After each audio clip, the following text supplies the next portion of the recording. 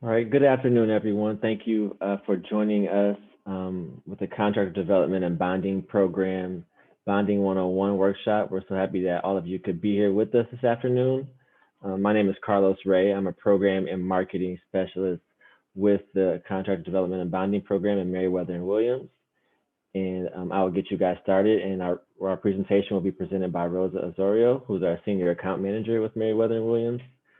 So before we get into the presentation, I just wanted to go through a couple of quick housekeeping notes. I know we've all been on Zoom for at least a good year now, so we're pretty familiar with how things work, but just kind of want to reiterate some stuff that you might be already be familiar with. So we'll get started with that. So the first thing is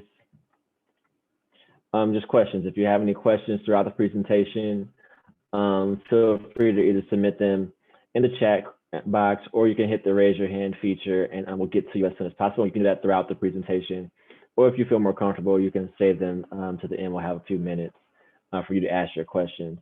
And then the second thing is your camera and mic. So if you would like to come on camera, we definitely support that. We would love to see your face, and just know that somebody's there listening. And then just be mindful of your surroundings if you get up or need to use the restroom or anything like that.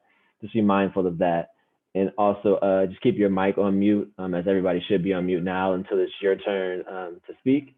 We'll allow you to ask your questions if you want to do that audibly instead of typing them. You can do that as well. And so we'll get started in just a second. Next is a survey. So here's a link, and I'll put it in the chat as well, so you can just click on it and fill it out. It's a quick survey that we want you to do by the end of this workshop, just to let us know how the workshop went, if you received any good information that you like, anything that you didn't receive that you want to know for the future, and then also ideas for upcoming workshops. So we really rely on everyone that attends our programs and offerings to help us plan and give you the content that we want. As you know, this workshop was free, so consider this your form of payment, if you will, of coming to the workshop and getting this great information. So thank you for being here with us. And if there's anything you need outside this presentation, if you want to contact the Contractor Development and Bonding Program in Meriwether and Williams, you can hit us on our phone line. Should be a 213, not 21, but 213-258-3000 email and website there. So that's it. We'll have that again for you at the end of the presentation. And so with that being said, I will turn the presentation over to Rosa, and she will get started. Rosa, it's all yours. Thank you, Carlos. Good afternoon, everybody. Thank you, everybody, for joining us. I know that we all have busy schedules, but thank you for making the time to join us today for our Bonding 101 workshop. My name is Rosa Osorio. I am the Senior Account Manager with the Contractor Development and Bonding Program, which is administered by Meriwether and Williams Insurance. Next slide. So the topics that we're going to be covering today. So the basics of bonding. So the why we need bonding, why was bonding put in place, what we need for to qualify for, and how we can obtain bonding. Also the challenges that small businesses experience when they're trying to attempt to get bonding, or the different hurdles that we've seen over the years that are preventing small contractors from getting bonded, and the different resources that are available out there to assist you overcome all these hurdles. All the different ways that the program can assist you in getting bonded and getting ready to work on public projects. Next slide, please. So who are we? So Meriwether and Williams is a full insurance service, full service property and casualty insurance broker. We also do, we're dedicated construction oath of practice. We have special programs such as SPARTA, which is a special events program. Of course, we have the Contractor Development and Bonding Program and technical assistance. We have different offices in San Francisco, Los Angeles, and Oakland, and we are a small women minority-owned firm. Next slide, please. So why do we need a surety bond? So surety bonds are mandated by law on public works projects. So back in, a long time ago, they were noticing that they needed to have some type of insurance when companies were working on public projects. So what happens is they put these two acts in place that said that they were going to be requiring payment and performance bonds on public works projects over 100,000. And also the state and local um, decided that they were going to put the Millers Act in place as well, that were requiring performance and payment bonds and all state and local public projects. But the amounts are, they vary by entity. So it just depends which state and which local entity will require bonding, what amounts that they will set on. Next slide, please. So these are the different reasons why we need a surety bond. So one of them is to ensure that the contractor performs and completes the project satisfactorily according to the contract. Um, Second reason is to ensure that all of your suppliers and your subcontractors, your vendors are paid and they're paid on time. And the last reason is to the bond acts as a pre-qualification for the owner to ensure that a contractor is qualified to perform the work, again, to perform and complete satisfactory, because that is our goal. We need to make sure that all the contractors that are working on public projects or any project perform and complete the project satisfactory, and of course make a profit, because we're not here for charity, so we're here to help you perform the project and complete it satisfactory. Next slide, please. So what is a surety bond? A surety bond is a three-party agreement that guarantees the completion of a contract. And it's between the contractor or the principal, the surety, and the owner of the obligee. So the owner of the obligee could be the city of LA, could be Metro, and then the contractor, which is yourself, you're also called the principal. And then the surety is the insurance company that's going to be providing the bonds. So the surety provides assurance to the project owner that a contractor is qualified and will perform a contract and pay all their suppliers and subcontractors and material suppliers as stipulated in the contract. So again, is to ensure the project owner that you're going to perform and complete the project satisfactory and on time. Next slide, please. So like I said, it's a three-party agreement. It protects another party. So it will protect the owner, who is the entity requiring the bond. It could be the city of LA, it could be Metro, or it could be, if you're a subcontractor, it could be the prime contractor. You can't buy it like insurance. So like insurance where you pay a monthly fee, and if there's a claim, they will pay the claim, and then you just continue paying your insurance. They may increase your premium, but that's it. When it comes to bonding, you have to qualify for it. So they do a whole underwriting criteria that they look at in order for you to qualify.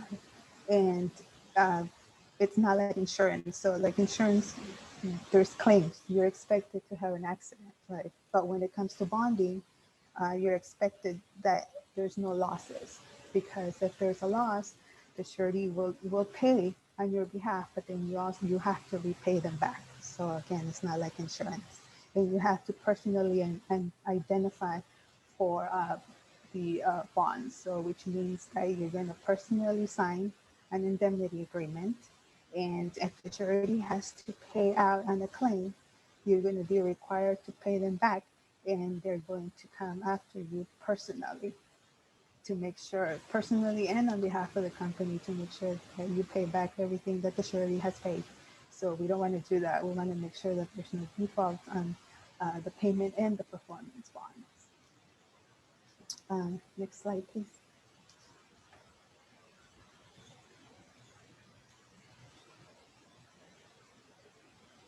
So different types of bonds. There's a few types of bonds. The first one is the bid bond. So the bid bond is the bond that is required when you're going to place a bid on a project. And this is to ensure that if you're the lowest bidder, you will proceed to perform the contract. Should you not, if you refuse to perform the contract or continue with the contract, then usually bid bond of 10% and you're required to pay the 10% of the contract amount. So that's why the bid bond is in place to ensure that you don't back out if you are the lowest bidder. Performance bond. So performance bond, it guarantees the contractor will complete the project according to the contract. So it'll make sure that you perform the contract based on the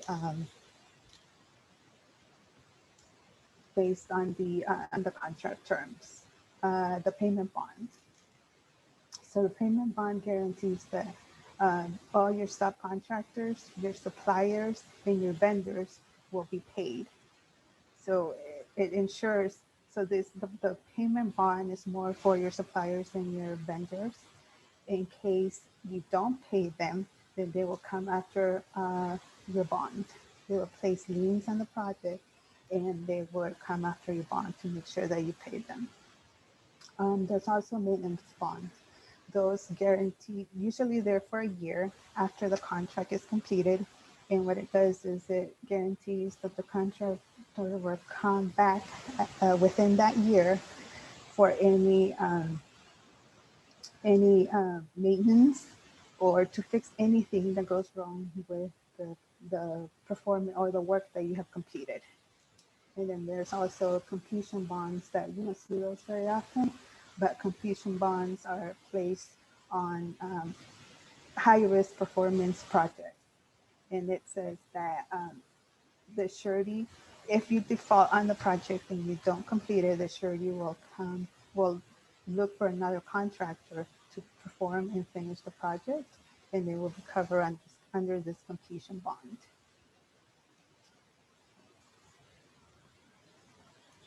Next slide, please. So what do sureties look for? So when they're doing their underwriting criteria, the sureties will look for three things. What we call the 3 C's of surety. They look for your credit, your capacity, and your character. And under credit, they'll look at the financial strength of the company. They'll look at your financial statements. Usually they'll ask for 3 years of financial statements depending on the contract size. They'll ask for your work in progress for the past 3 years, your cash flow, your net worth. They want to make sure that you have working capital to perform this project, because as you know, when working on public projects, it takes 30, 60, 90 days to get paid. And so we want to make sure that you have working capital to cover those 3 months that you're not going to be getting paid from the public entity. They want to see what bank and other credit relationships you have. You have a bank line in place, or any type of loans that will help you cover 3 months, 3 or 4 months. Your ability to perform, capacity. So they want to see what prior projects you have completed and were they completed satisfactory. Are they the same type of project or same size of projects that you've completed in the past? They want to know if you completed bonded projects in the past. They want to know if you have equipment or if you need to obtain equipment. Your workers, do you have enough workers to perform the project? Do you have a organization plan or a management plan? Now they're asking for a safety plan because due to the pandemic that we have going on right now, they want to make sure that you keep your workers safe. And as we know, if there's somebody that tests positive with COVID, they're going to put a stop to that project for that day until everybody tests and they make sure that everybody's okay to come back to work. And that will set your project back 1, 2, 3 days. So you need to be able to have some type of safety plan in place to make sure that you cover all of this. The sureties are getting stricter because of what the pandemic, and so they're asking for more requirements. They're looking more deep into your entire company to make sure that, again, you perform and you complete the project satisfactory. Your character.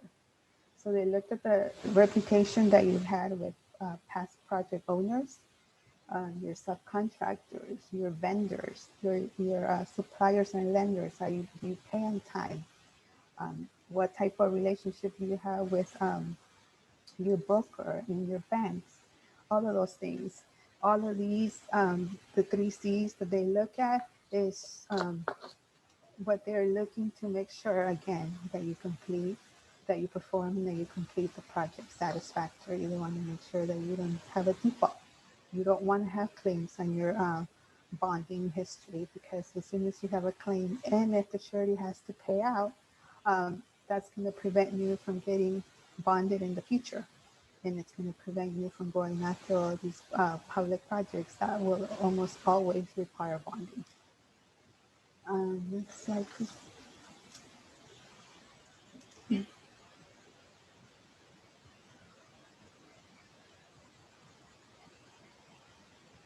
So the 10 most common causes of contractor failures. Can you go on more? So we can see the rest of the, yeah. So these are some of the reasons, causes that contractors have failed in the past. One of them would be, growing too fast. If a contractor's growing too fast and they're, not ready for the growth. They don't have the workers to perform. They don't have the working capital to perform bigger projects. You need to sit down, and before it gets to this point, you need to put a plan in place. If, I start growing at this rate, what do I need to have in place in order to succeed? One other big thing that we see is poor internal control. So your staff, I know that most of the small companies are a one-person shop, and that one person handles the paperwork, handles everything. But you need to be able to have control in the office. Your documents, they have to be, in some type of order, because that will, cause you to have a failure. You need to be somewhat organized, because if you have more than one project going at the same time, you need to be able to, separate each one and organize each one internally in your office. For cash flow, again, you need to ensure that you have working capital. We have different resources that we can help you with working capital, small business loans. There's so many loans out there right now that can help you, so that you don't, those first 4 months are the toughest, because if you're not getting paid from the public entity, how are you going to continue working if you aren't able to make payroll? So you have to have some type of loan in place, or some type of plan as to how you're going to, deal with your cash flow. Next slide, please.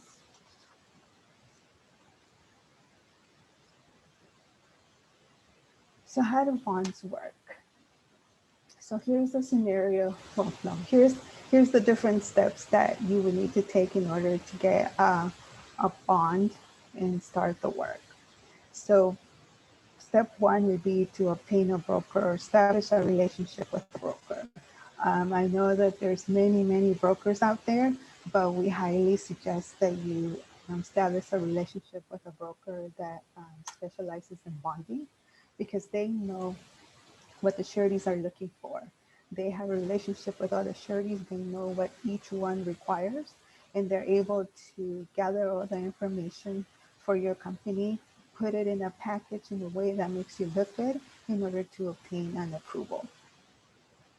So once you gather all the information, The broker will submit it to the surety, and the surety will do their underwriting. They will perform the 3 Cs, and they will see how much bonding you can qualify based on the information that you have provided. And then you'll obtain a bondability letter. So one important thing that you need to remember is that to get this done as early as possible. Don't wait until you have, a bid that's due. Don't wait until, especially if you're already awarded a project, don't wait. You need to obtain a bond letter or a bondability letter before. One, so that you know what amount you can qualify for, so that you know what type of or what size projects you can go after. And the other, because once you're awarded a project and now you need to go get bonds, you don't know if you can qualify. So, and if you can't qualify, you won't be able to perform the work, and that you're not going to be able to, get this contract because you can't provide the bonds, and that doesn't look good for you. So you need to get this bond in place before. Also, if you're getting pre-qualified with primes, even though sometimes they may not require bonding, but they will always ask if you're bondable, because that's an extra layer of security that they have, knowing that a surety has looked at your company and that they are saying that you are qualified to perform and complete a project. So it's always good to have a bond line so that you can check off the question when it says, are you bondable? You can say, yes, I am. Even if it's a small amount, it will make you look good, and it's going to make you be pre-qualified. And the primes will look at it as an added risk mitigation. Step 2. So once you get this bond line, you identify a bid opportunity. So you go into different websites, Fathom, the different public websites, or through the primes, and you identify an opportunity that you want to bid on. So then you request a bid bond from the broker. The broker will get the bid bond from the surety. Because you're already been pre-approved, it shouldn't be that hard. If it's within your bond line, you will get that bid, and then you submit the bid to the city or to the prime, and then you wait for the results.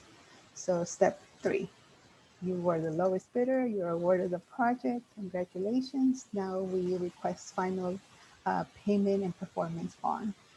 And then you submit it and you begin the work. So it's really easy, right? Well, at least it sounds really easy. But this is how it should work on a perfect world. But what happens is that usually contractors don't do this ahead of time, and so they wait to the last minute, and that's when we need to figure out how you can get bonded when you're already awarded a project. And that's why we have different resources that I'm going to talk about later that can help you get approved. Next slide, please.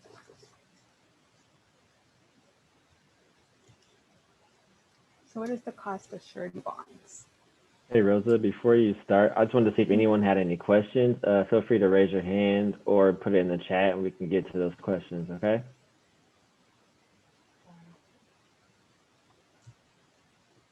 Okay, so what is the cost of surety bonds? So usually for bid bonds, there's no cost.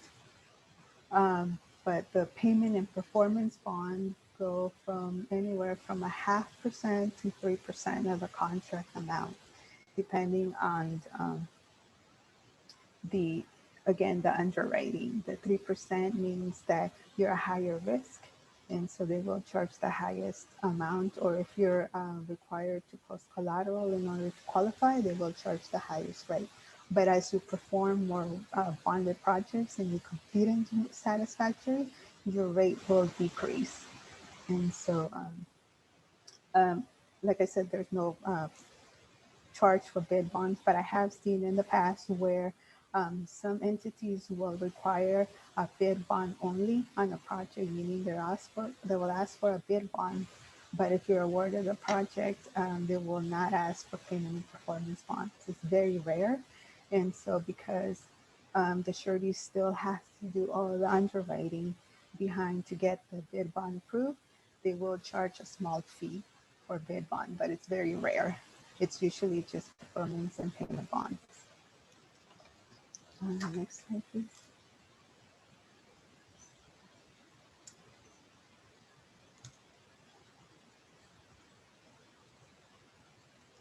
So why is it difficult for small and emerging contractors to obtain bonding? This is what we like to call the vicious cycle. This is a list of all the different requirements that you need to have in place in order to qualify for bonding. Like I said, you need your capacity to perform, financial strength, your track record of past history, meaning what projects have you completed, were they bonded, were they not bonded, how big were they, your organizational structure, your continuation plans, your references. They will do reference checks. They will ask for past projects, past project owners, and they will perform. They will call each one and they will talk to see if the project was completed satisfactory, or your vendors. They want to make sure that you pay on time, and they do call each one. They look at your credit history, your personal credit, your good character, your working capital. They want to make sure that you have the money to cover this project before, like, until you start your first payments. They want to make sure that those 4 months are covered. They look at your financial statements, your broker relationships, your bank lines, all those different things. You need to have all these things in place so that when the surety goes and performs the 3Cs, they'll be able to say, yes, this company is ready, this company is capable of performing and completing a project satisfactory. Next slide, please. So how does the contractor development and bonding program help us small and emerging contractors overcome all these hurdles and to help get you ready to work on these projects? So we have what we call the 4 pillars of contractor development, which consist of the assessment, the bonding assistance and technical support, the education, training, and contractor support, and the prime partnership program.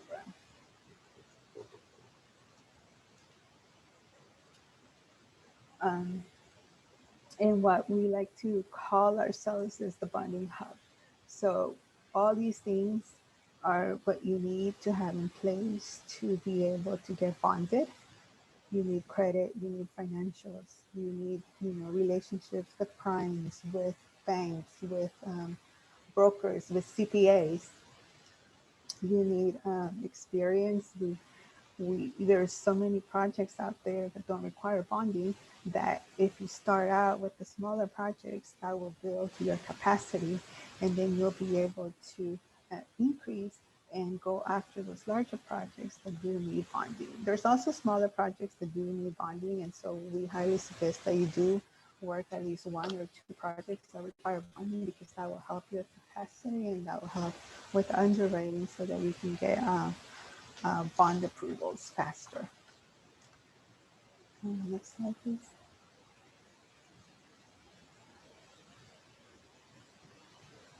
So the first pillar is the assessment. And under the assessment, we have the enrollment, which is a 1-page enrollment. You complete the enrollment form, you send it to, email it to us, and then we will assign you a personal account manager. And that account manager will be your go-to person whenever you need anything. If you need a referral to a resource, if you have questions on a project, that account manager will be your go-to person in anything that you need. And if we can't help you, we will try to figure out a way to, find a resource or find somebody that can help you. We set up a one-on-one assessment meeting, and we go over all the different goals that you have for the company. When we see how, yes, so this is a copy of the work plan. So we sit down, we go over all the goals that we have for the company. how we can assist you in achieving those goals. And we do a full assessment, and we create a work plan, like a list of next steps that we will work with you and for you to complete in order to be ready to bid on public projects. In this assessment or this work plan will have all the different items that we discussed in the meeting. We'll have all the different resources and all the links that you will need in order to, you know, get ready to work on these city projects. Then we also have a contractor profile that we can create for you. I think that's the next slide that's on there. Yeah. So here's a sample of the profile. This is our capability statement that we can create for you that will help you with marketing. We ask for all this different information and we put it together for you. We ask for some real pictures. We like to use real pictures on projects that you are working on or that you have worked on to make it more personable. And we put it all together for you, and then you can use this as a marketing tool.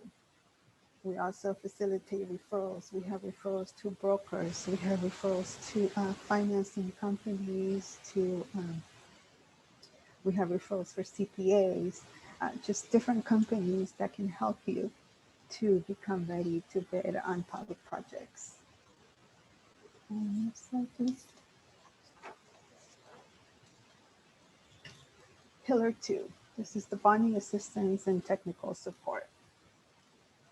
So this is one of the reasons, or one of the main reasons why the program was put in place. When we first started, it was just the city. Now we have Metro as well. But the city was noticing that there were all these projects out there, and small businesses were not bidding on the projects.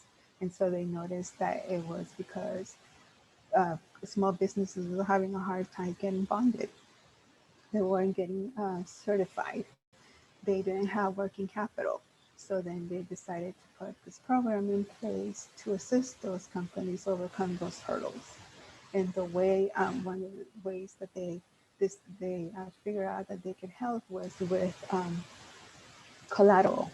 So if you don't have bonding, or if you already have bonding and you need to increase your bonding capacity, the city has collateral support in place for you to use in order to qualify for bonding. So the way it works is we put a package together, we work with your broker, the broker sends the package to the surety, they let them know that you're enrolled in the program and that there's collateral available should you need it in order to qualify for bonding. The collateral support is in the form of a letter of credit up to 40%, up to 250. We work with the banks, we do all the paperwork, and we get this letter of credit in place. The bank will send it to the surety, and then the surety will issue or provide you with the bonds. We also have contract review and project assessment and field support for these bonded projects. So we have a person in our office, his name is Robert, he's our field support manager, and he monitors the contract from beginning to end to make sure that there's no issues and that it's progressing satisfactory and that it's completed satisfactory. He does field support. He would go before the pandemic. He would go out and visit the project and create a whole report to provide to make sure that everything is progressing satisfactory. If there's any issues, he will be there to assist you and mitigate any risks, any issues. He will be the person that can talk to the city or talk to the prime, set up the meetings between the prime and the contractor, or between the city and the contractor, to make sure that we resolve all the issues. He will, again, mitigate all the risks. make sure that we resolve everything so that the project continues to be successful and it's completed successfully and on time. Third-party funds administration. So if you use collateral support from the city or Metro, um, we also ask that you have funds control in place. And funds control is a third-party administrator that administers the funds, kind of like an escrow account. And the way it works is instead of the city sending the funds directly to the contractor, they'll send it to this third-party administrator. The funds will go into the escrow account, and then they will be in charge of paying the suppliers and your subcontractors, your vendors. And this is to ensure that there's no default on the payment bond. They will make sure as well that you have the funds to pay your payroll. You know that you have weekly payroll that you have to meet, or your overhead costs. So we're going to ensure that you have all the funds to pay everything that you need to pay. Um, if you use, if you have funds control in place, they do charge a 1% fee of the total contract amount, but the city or Metro will pay for that as well. So you don't have to worry about working that 1% fee into your bid, because that the city or Metro will pay directly. Also, if the surety requires CPA prepare financial statements, the city or Metro will also pay or help you pay for those. They will give you $3,200 to pay for the financial statements. This is a one-time fee. And we just ask that you pay the first $500, and the city will pay the next $3,200. We do suggest that you use this, because it's a one-time fee, that you do use this when you are ready to bid on a project, and the CPA prepare financial statement will help you to get approved for bond, because we will ask for the terms and conditions from the surety, saying that in order for you to qualify for bond, you will need CPA prepare financial statements. And so that's why we ask that you wait until you are ready to bid or ready to get underwritten for a bond in order to request this assistance. We also have the LA Contractor Weekly, which is a weekly email that's sent out to everybody on Wednesdays. And this weekly email it has everything that's going on throughout the city, any different workshops, any different networking events, any prime opportunities. So the primes will, we will put all the different prime project opportunities in this email. So there's a lot that it's a really long email. So it's actually divided by different entities. So you can just, if you know what you're looking for or who you want to work with, you can just scroll down to that section, and then the link will be there if you need to register, or the pre-bid information will be there. So it's a good email to always look out for, and that way you know what's going on throughout the city. Next slide, please. So how does the collateral support enhance the contractor's bonding capacity? So let me give you here's a scenario. So a contractor currently has 250,000 in available bonding capacity, meaning they have a bond line of 250. And there's a job opportunity that they have, they would like to bid on. But this job opportunity, its estimated value is 350. So that's 100,000 more than what your current capacity is. So the contractor is not able to pursue the opportunity because they don't have the bonding capacity. So you're enrolled in the program, and we say, okay, we will assist you in increasing your capacity to the 350 with collateral. So again, we work with your broker, they send the package to the surety so that they can re-underwrite you for a higher amount. But this time, you're going to see that you have collateral available, which let's say it's 40% of the 350 is 140,000 letter of credit that the city is willing to put up on your behalf in order for you to qualify for this new bonding capacity. So the surety says, okay, well, we have this collateral assistance and the risk is less because the collateral is in place. So yeah, we can go ahead and increase your capacity from 250 to 350. And now the contractor is able to go after this project and bid on the project and hopefully be successful in getting the project and completing it. And so the other way that I wanted to mention of getting a bond line is not just with collateral, but they do have a quick application out there that's just based on credit. So usually a small company that's just starting out, we like to suggest that they go with the quick application if they have the personal credit to qualify for. And I believe right now they're looking between 640 and 670 for credit score. And it's just a 2-page application. You fill it out, you send it to the broker pulls your credit, and you're able to get qualified if the credit if the credit is good. You're able to qualify for a bond line between 250 up to 400,000. And so we always like to say if you've never been bonded before, this is a good way to start and to get a bond line in place. And if should you again see another project that you want to bid that's higher than 500,000, then that's when we come in place and we help you with the collateral and all the additional paperwork that you need to submit in order to get a higher capacity. Next slide, please.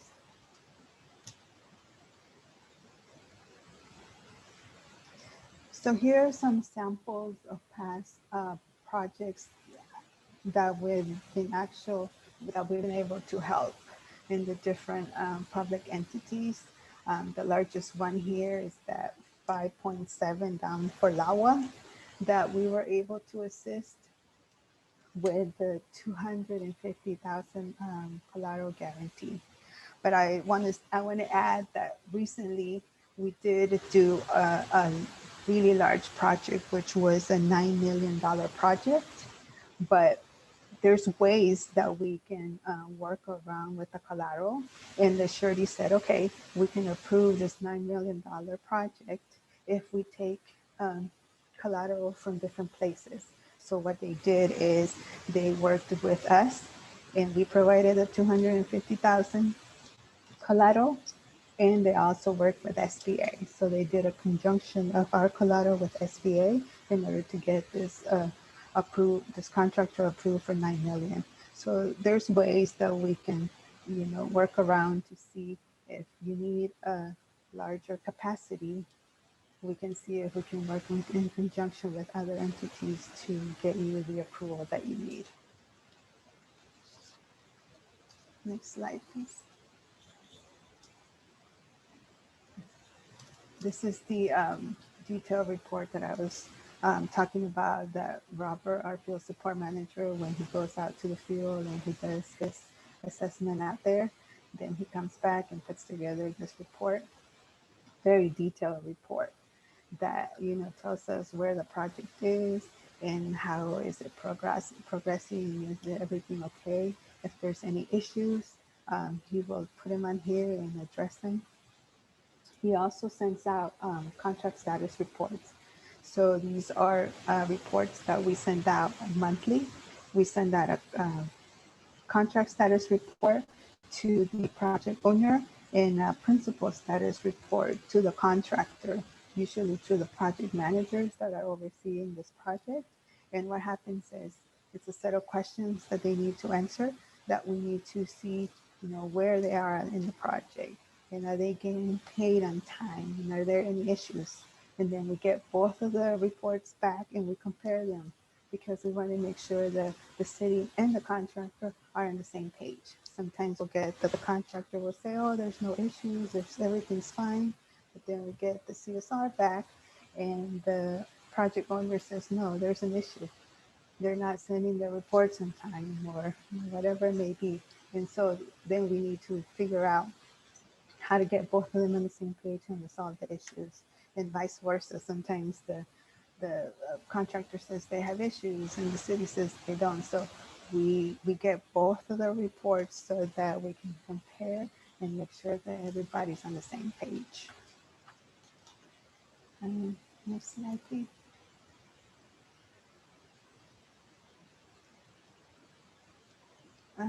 Pillar number 3 is the education, training, and contractor support. So we host different group classes throughout the year. We have our monthly workshops, such as this one. We have, we usually have one at the last Tuesday of every month, but I believe that this year we're going to be adding more workshops. So it's not going to be once a month. It's going to be more than once on different topics. We have a new marketing series that we're going to have this year, and it's a 4-week series that talks about marketing, talks about social media. I know those different marketing things that you need to know to, get your company out there, to get your company known, that everybody knows who you are. We also have OSHA 30, which is a week-long class that we offer in the summer. We have training academies. We have a bidding and estimating academy, a contract award management academy. These are usually 6 to 7 week classes once a week that will go over all the different things that you need to know when you're bidding and estimating, because estimating is important. You need to be able to estimate a project so that you make money on it. Again, we're not here for charity, so you want to make sure that your bidding and your estimating is accurate. And also to have, a backup plan in case something goes wrong. You want to be able to have that plan where, if something does go wrong, you will still have the tools to still go forward with the project and still make some money on it. Contract award management, once you get awarded a project, what happens from beginning to end.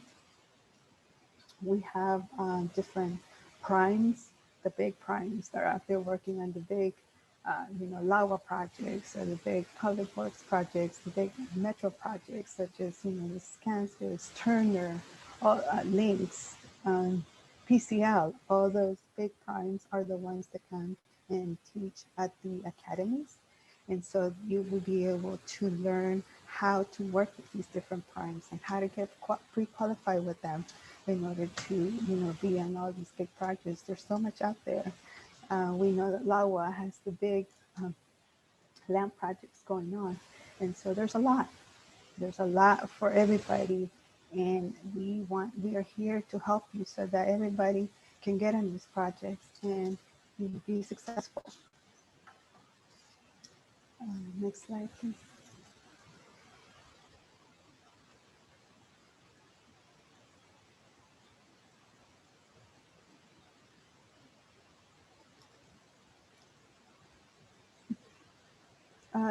Here's some pictures of our past academies.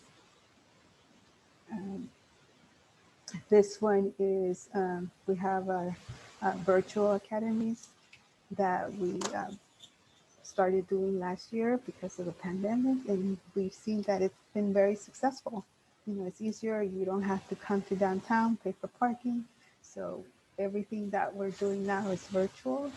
And so I think it's somewhat a benefit because you don't have to travel anywhere. You can, log in from anywhere you are. You don't have to pay for parking, deal with the traffic in downtown. So we encourage everybody to, attend our different trainings and academies and workshops. Next slide, please.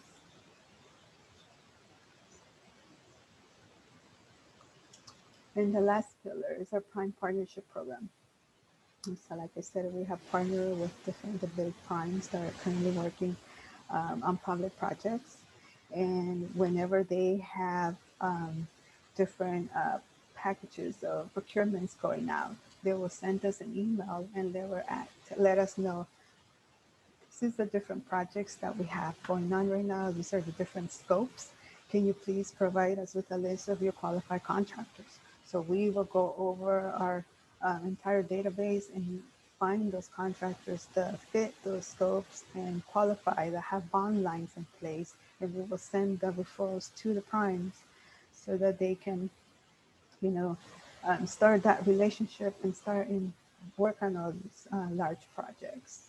We also have networking with the public agencies. We have different council district workshops that we host, and we also have, you know, networking with your different small contractors.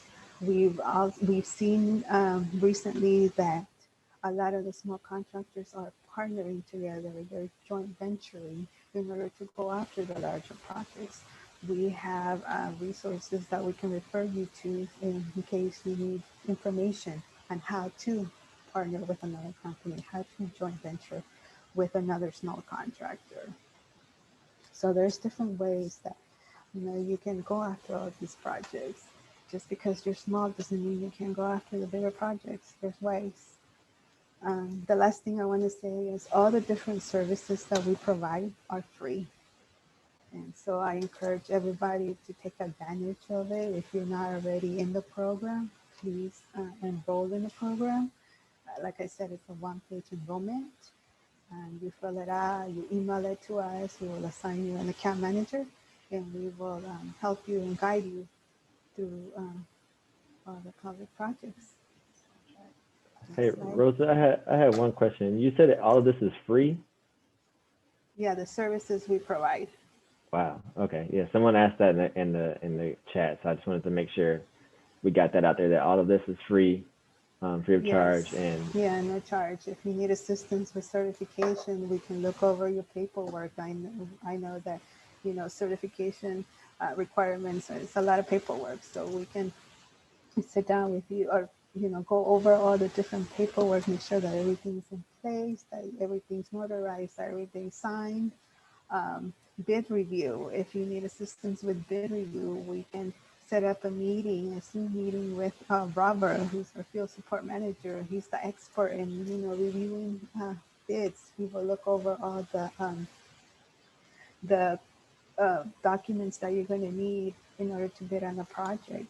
Or if you're already awarded a project, he can look at the contract and let you know all the different things that you should know before you start on a project.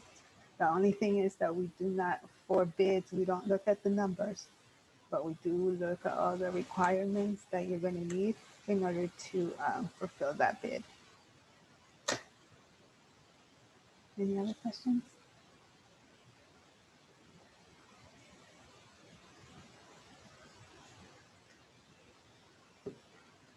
all right. Do we have any other questions? I see someone asked, how can we sign up for the program? I put that email in the chat, so you can basically just email us at mwis.info@mwis.com, and we'll reach out to you and get you enrolled in the program and sign up for that way. I also saw another question that asked about the virtual academy. Is that free as well? Yes, everything, all of our services and trainings are free. So that even includes OSHA 30. And all of the training academies that we put out are free of charge. So it's just about being enrolled in the program. That way you get access to the LA Contractor Weekly that Rosa mentioned, and that will have all the up-to-date trainings and information events that we have coming up. So just make sure, once you enroll, make sure your account manager gets you signed up for that email weekly. And that's all I have, everyone. Thank you so much, Rosa. Do we have any more questions? I'll give people a second to type. Thank you guys so much for taking the time to come and get some great information about bonding and the contractor development and bonding programs. We enjoyed having you this afternoon. Thank you, Rosa, for sharing your information, your wealth of knowledge and experience with us as well. And please remember to complete that survey. I'll put that information in the chat one more time, just so we all have it. Just complete this for us. We want to know your feedback, please. And if you don't like my speaking, you can damn me too. It's okay. All right. Thank you, everyone. Have a great afternoon. If there are no more questions, we will see you next time. Yes, we will email you a copy of the information today.